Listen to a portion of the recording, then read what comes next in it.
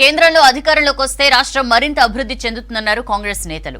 Secunderabad తిరుమల్గిరిలో Malkajgiri parliament నియోజకవర్గం party నాయకులు సమావేశం నిర్వహించారు.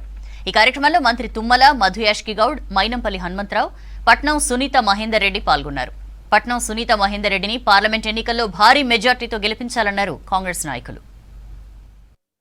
ప్రజలతో మమేకమై ఉంటూ ప్రజల మధ్యనే పనిచేస్తూ ప్రజలే తన కుటుంబంగా భావిస్తూ ఉన్న వికారాబాద్ జెడ్పీ చైర్పర్సన్ సోదరి సునీత మహేందర్ రెడ్డి గారిని ఇవాళ కాంగ్రెస్ పార్టీ అధినాయకత్వం మల్కాజ్గిరి పార్లమెంట్ కాంగ్రెస్ అభ్యర్థిగా ప్రకటించడం జరిగినది.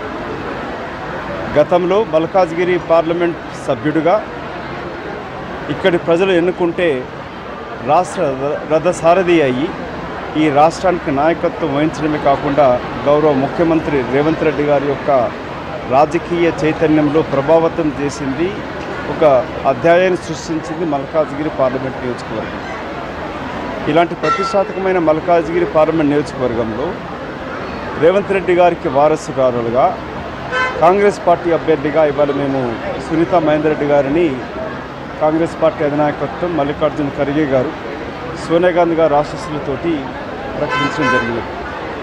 రాహుల్ గాంధీ గారు కూడా మహిళలు రాజకీయాలు ఉండాలని ప్రతిపాదించడమే కాకుండా అత్యధికంగా కూడా మహిళలకు ప్రాతినిధ్యం వహించాలని చెప్పి వారు పాటుపడుతూ ఉన్నారు.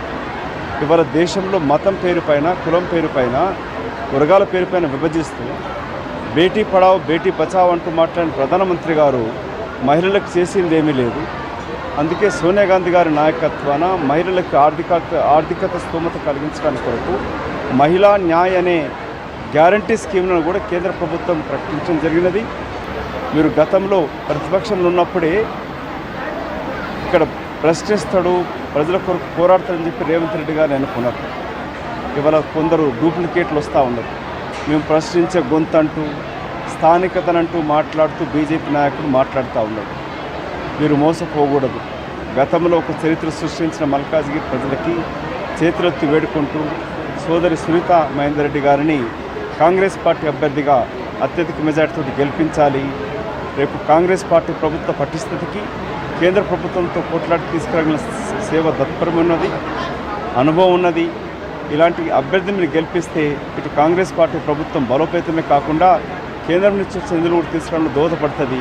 అందుకే చాలా ఉంది, కాంగ్రెస్ పార్టీ చాలా స్ట్రాంగ్ ఉంది.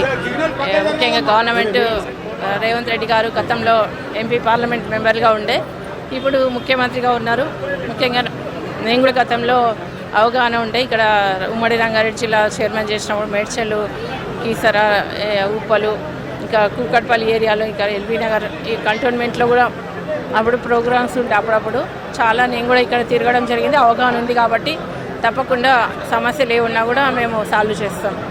గతంలో ఉమ్మడి రంగారెడ్డి జిల్లాలో అవగాహన ఉంది, కానీ ఇంకా కూడా చాలా ఇప్పటికి చాలా మార్పు రావాల్సిన అవసరం ఉంది. కానీ గ్రామీణ ప్రాంత వాతావరణం ఉంది. ఎక్కడ చూసినా కూడా నేను 2006లో తిరిగినప్పుడు గ్రామాల్లో ఎట్లున్నాయో ఇప్పుడు మేడ్చల్, కీసర, గట్కేసర్, షామీర్పేట్ ఇవన్నిటిలో కూడా సమస్యలు ఇంకా చాలా అట్లే ఉన్నాయి. ఇప్పుడు గౌరవ ముఖ్యమంత్రి గారు నిన్న కూడా చెప్పడం జరిగింది, వాక్వే చేస్తున్నారు. ఇంకా చాలా వరకు ఇంకా ఇండస్ట్రీస్, పెద్ద పెద్ద ఇండస్ట్రీస్ రావాలి, స్కిల్ డెవలప్మెంట్ కూడా రావాలి. ఎందుకంటే 500 ఎకరాలలో స్కిల్ డెవలప్మెంట్ వస్తే చాలామంది ఎంప్లాయ్మెంట్ పెరుగుతుంది.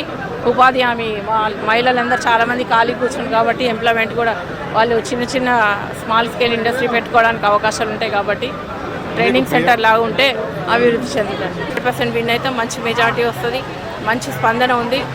చాలామంది అందరూ మీకు ఇక్కడ అవగాహన ఉంది కాబట్టి మీరు రావాలి అని కోరినందుకే నేను ఇక్కడ వచ్చిన.